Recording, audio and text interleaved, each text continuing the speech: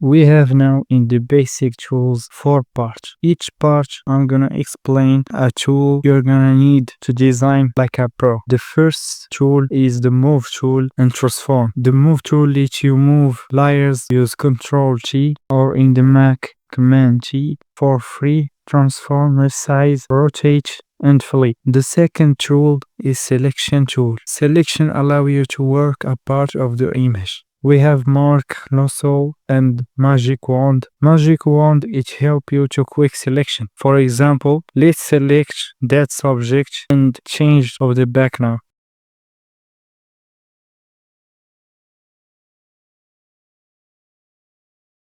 The third tool is brush and eraser. Brush tool is painting. You can change size and hardness. The eraser works the same way but removes pixels. A soft brush gives you smooth edges. A hard brush gives you sharp edges. The fourth tool is the text tool. We all know the text tool is so important for poster, thumbnail, and design. Use the type tool, click and type your text. Change the font, size, and the color in the top bar. To edit text later, make sure the layer is selected. Now let's learn how to adjust colors. Under image adjustment, you'll see options like brightness, contrast, levels, hue, and saturation. These allow you to fix or saturize your image. Example, let's increase saturation to make color pop. They don't destroy the image. You can always change them later.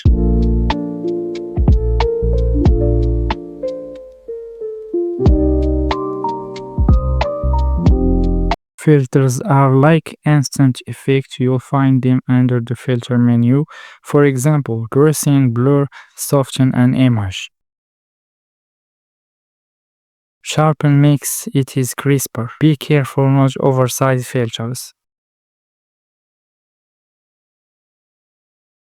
Also, layer style like drop shadow, stroke, and outer glow are great for text and logo.